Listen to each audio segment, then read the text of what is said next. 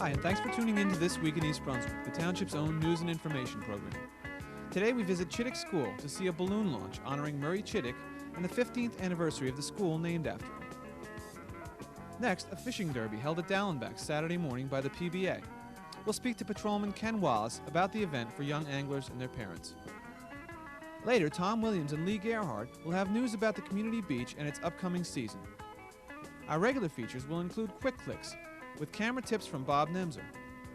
Health Facts with pediatrician Edward Blackman will offer information on new vaccines, and Consumer Aware with Adrian Eisner zeroes in on health fraud. We'll end with the review of Monday's Township Council meeting, but first here's a look at what's up next week on Channel 8. Monday at 10 a.m. it's Look Great, Feel Great with Lenore Kulik and Prenatal Exercise with her guest Kathy Raftery. Monday at 10:30 a.m. Target with Paul Durant comes to you with information on low and moderate income housing in East Brunswick. Then Tuesday evening at 7:30, Let's Talk Health with Ken Shalhoub takes a look at smoking and how to beat the habit. Followed at 8 p.m. by You and Your Money with Paul Hansen and information on financial aid for colleges with Arthur Richmond from Rutgers. Wednesday afternoon at 3 p.m., it's Stories from the Library read by East Brunswick librarians. Then Wednesday evening at 7:30, we'll feature a special recast of a live Spotlight on Education which featured call-in questions from viewers in East Brunswick on the topic of reorganization of the school system. And we'll be back next Thursday at 7 and 8 with more news and information on This Week in East Brunswick. Now let's go to Chittick School for a balloon launch. My name is Rita Pascal. I'm a member of the Murray Chittick PTA. This idea had started when Mrs. Daskowitz had received a great deal of information from Henrietta Chittick, who graciously gave us pictures and memorabilia and many things that she's had from Murray Chittick.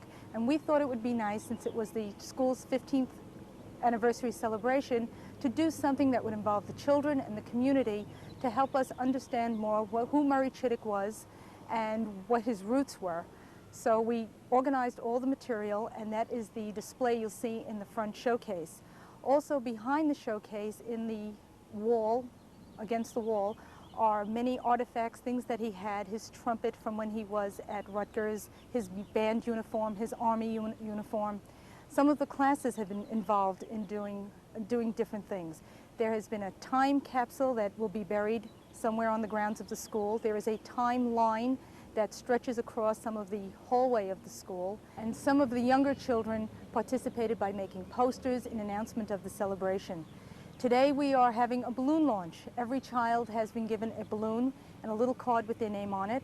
It will all go off at the same time, about 1:45, and at that time, when the balloons go off, hopefully people who find the cards will return them, and we'll be tracking the cards to see from how far away they come back. Tonight's celebration, Mr. LaRosse invited back old PTA presidents, many people who taught here, former teachers and principals and students, and they have all been invited back. The chorus will sing, and there will be speeches that will be made and presentations, and this is all in celebration of the schools being open for 15 years.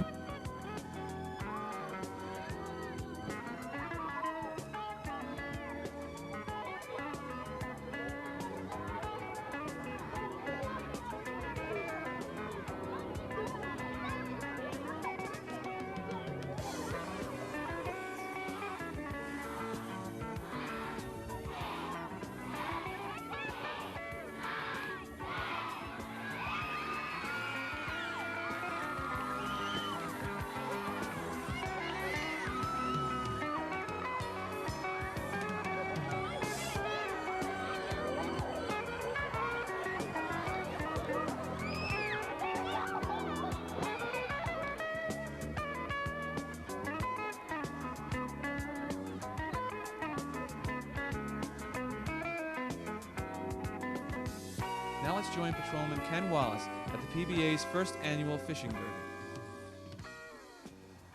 We're here at Dallenbachs Lake next to the East Brunswick Community Beach, conducting what we hope will be the first annual fishing derby sponsored by the East Brunswick PBA, Policemen's Benevolent Association. We have stocked 700 trout in here. Average size will be about 12 inches. We have about 150 youngsters from East Brunswick participating. So far we've seen numerous fish caught, and we hope before the derby's over we'll have a lot more. We have prizes behind me on the patrol car that we're going to give away to the two biggest fish in every age group, 16 years and under. For you folks that missed this year, we hope to see you next year about the same time, the month of May, prior to the Memorial Day weekend. We'd like to see a much better turnout of East Brunswick youngsters participating in this derby.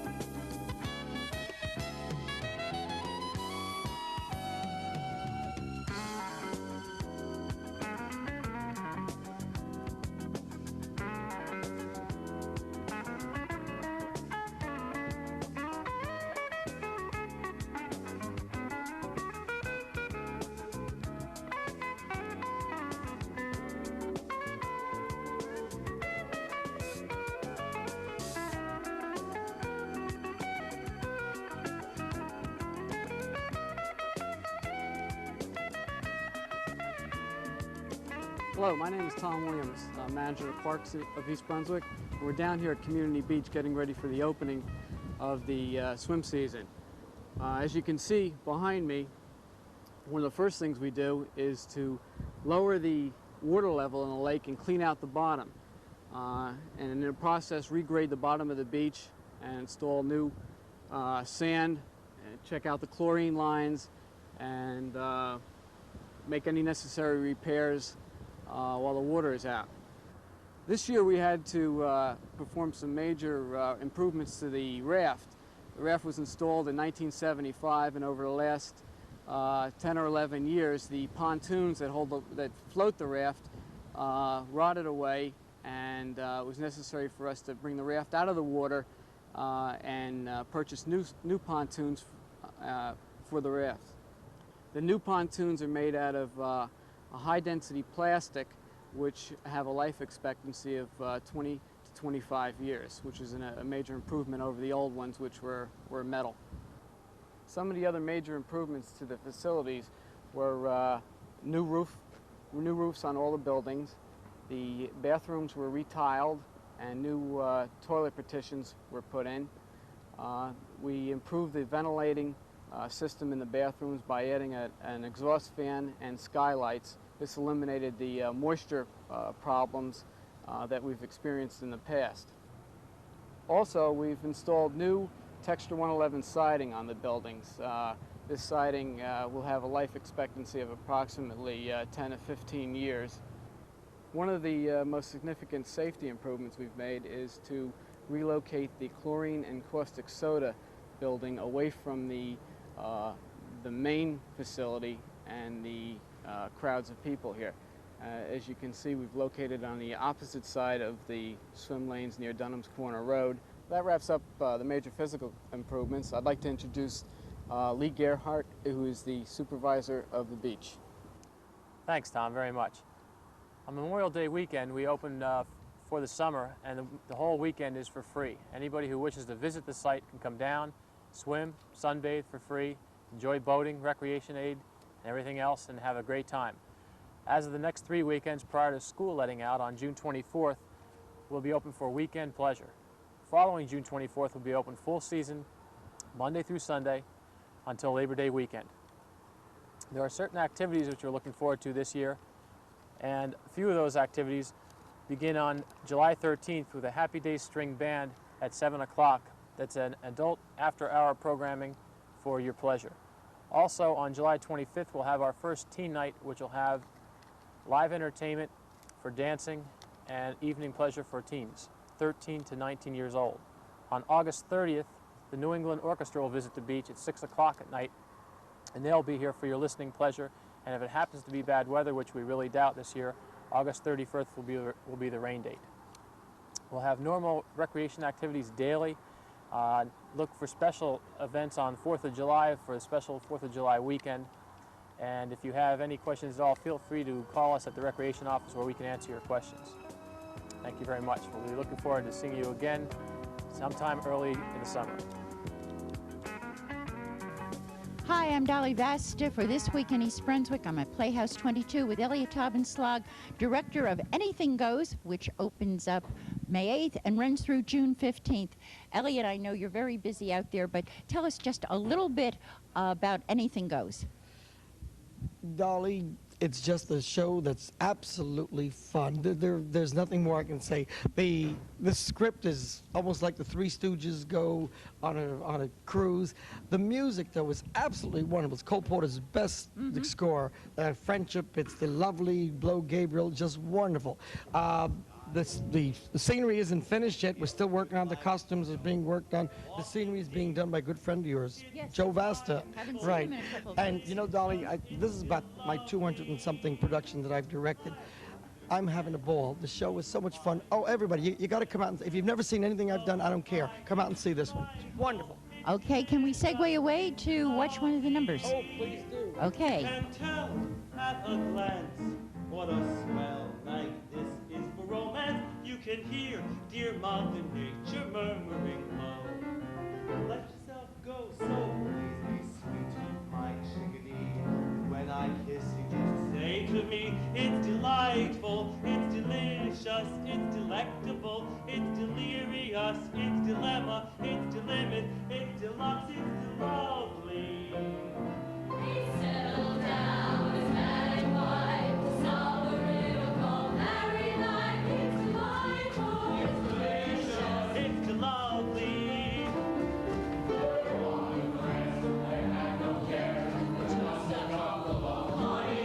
it's delightful, it's delicious, it's lovely. Tell Mother Bless, what a swell night this is for romance. You can hear dear Mother Nature murmuring low. Let yourself go, so please be sweet, my chickadee. When I kiss you, say to me, it's delightful. Sing it up and shake your head, oh, let that rhythm filter through ya till you holler, hallelujah! Start right now, do the heaven hop, the heaven hop. Elliot, thanks so much for taking time out from your rehearsal. I know the show's going to be great. And to all of you out there, don't you dare miss it. It's a breath of spring. Call 254-3939. Anything Goes, opening May 8th. Anything goes. Anything goes. Now we'll join Healthback's guest host for May, Dr. Edward Blackman. Dr. Blackman, a resident of East Brunswick, is a practicing pediatrician in Somerset and a member of the American Academy of Pediatrics. Hello, I'm Dr. Edward Blackman, and this is Health Facts.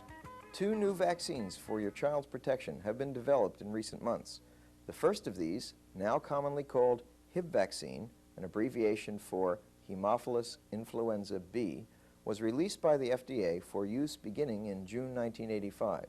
This vaccine protects children under the age of 6 or 7 against a rapidly progressive form of bacterial meningitis, or inflammation of the brain and its coverings caused by this bacterium. This germ causes more than 60% of the meningitis in children under age 6, as well as the lethal type of croup called epiglottitis. Hib disease, including bacterial meningitis, strikes almost one child in every 200. The incidence is much higher in children who are in daycare. The incubation period is 1 to 7 days, and the disease may be spread by infected children or even by healthy carriers. The disease is highly contagious. Early symptoms of meningitis include fever, irritability, stiff neck, shyness to light, vomiting, or convulsions. Without prompt treatment, retardation, brain damage, and even death may occur rapidly. The new vaccine, made from the sugar coating or polysaccharide coat of the bacterium, is now recommended by the American Academy of Pediatrics to be given at age 2 for all children or at age 18 months for children who go to daycare. However, the vaccine is not yet required by federal, state, municipal, or school regulations. Side effects of the vaccine, which has now been given to more than 1 million American children, are very rare, with low-grade temperature and sore arm being expected. However, in several hundred vaccines given at my office, no reports of side reactions were received at all. This new vaccine, then, is a safe, effective way of preventing deadly childhood diseases caused by Hib. Perhaps not deadly, but certainly an unwelcome springtime visitor, is chickenpox, known medically as varicella.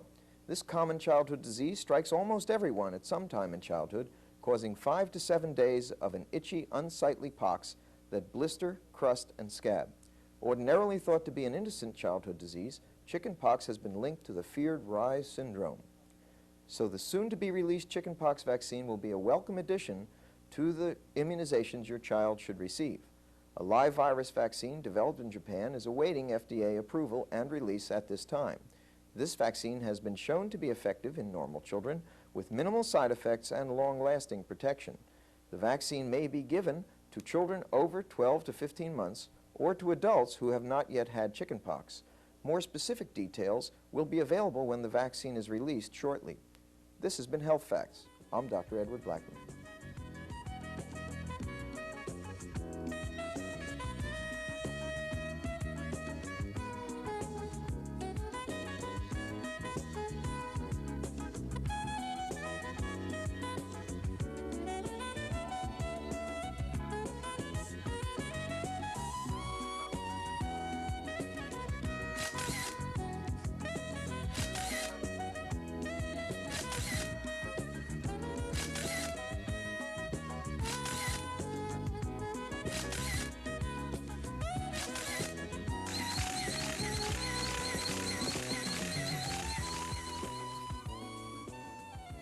Hi, I'm Bob Nemser.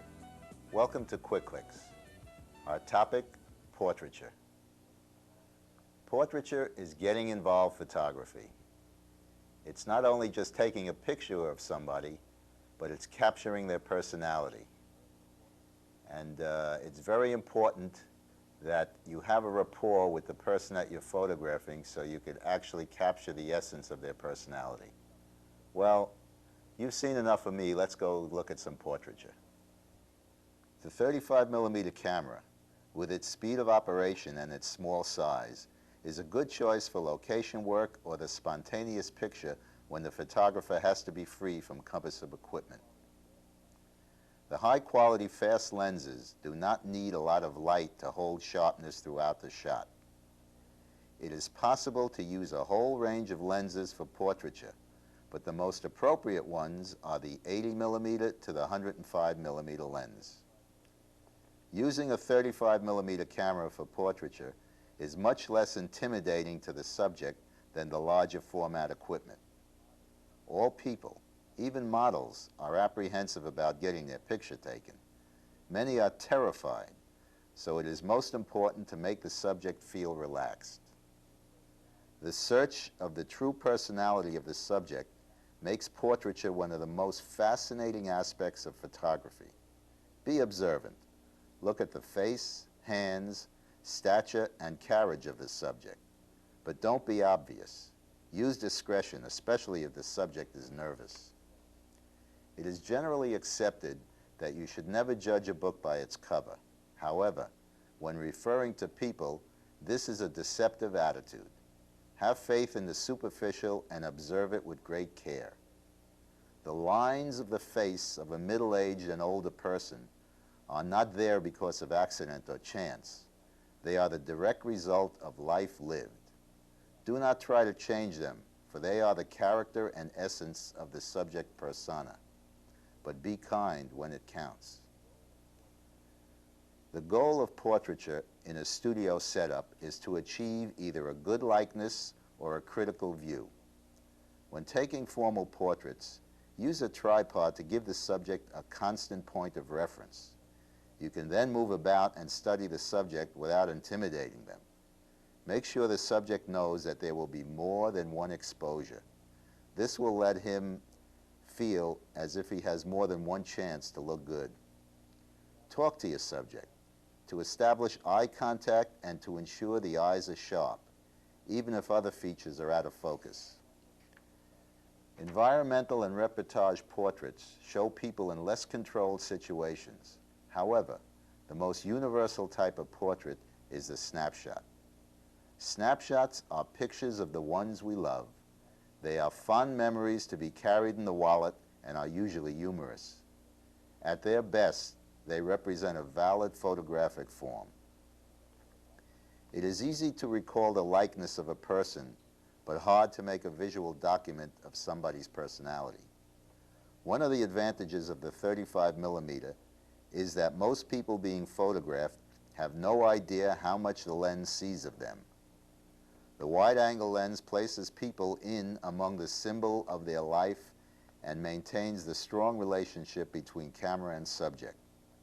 The long lens can either isolate the subject from the background, or it can bring the background up behind them, establishing other relationships. Thank you for joining me on our adventure into portraiture.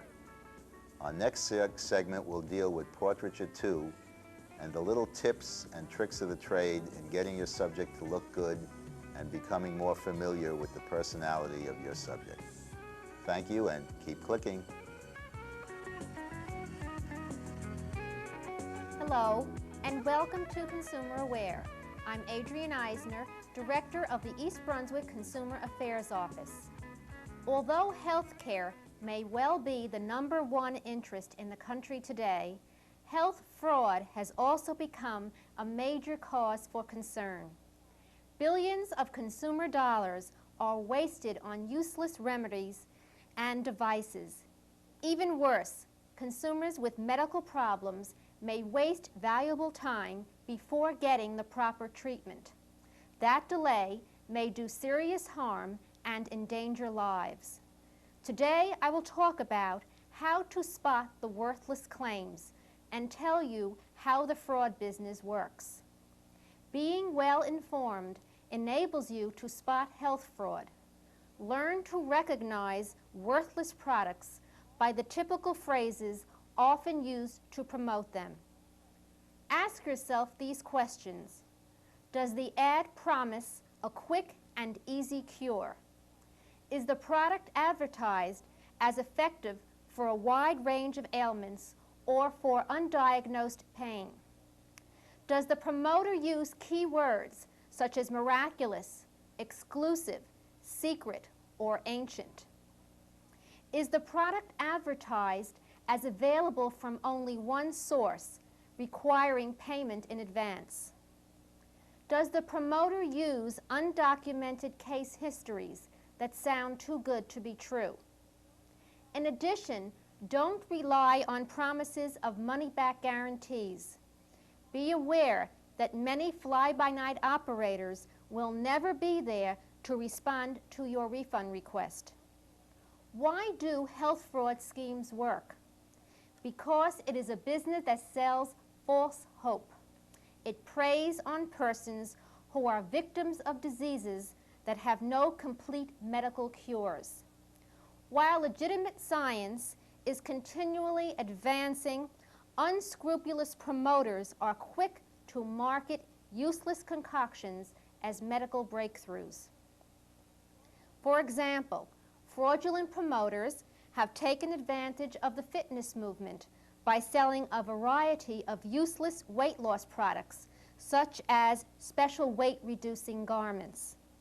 If you want to lose weight, you must lower your caloric intake or increase your caloric use by exercise. Claims that you can eat all you want and lose weight effortlessly are just not true. If you have arthritis and are searching for a cure, you should know that arthritis is a serious condition that should be treated by a doctor. Miracle cures such as copper bracelets and self-prescribed over-the-counter pain-relieving products cannot take the place of appropriate medical advice and treatment. If you are bald or your hair is thinning, you may be a target for health fraud. You should know that no over-the-counter cream, lotion, or device can prevent baldness, induce new hair to grow, or cause hair to become thicker.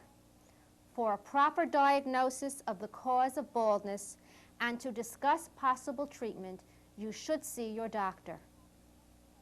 If you have any other questions about health fraud or any other consumer problems, please make sure to contact us at the East Brunswick Consumer Affairs Office. We're in the office Monday through Friday from 9 a.m. until 5 p.m. Call us at 390-6954.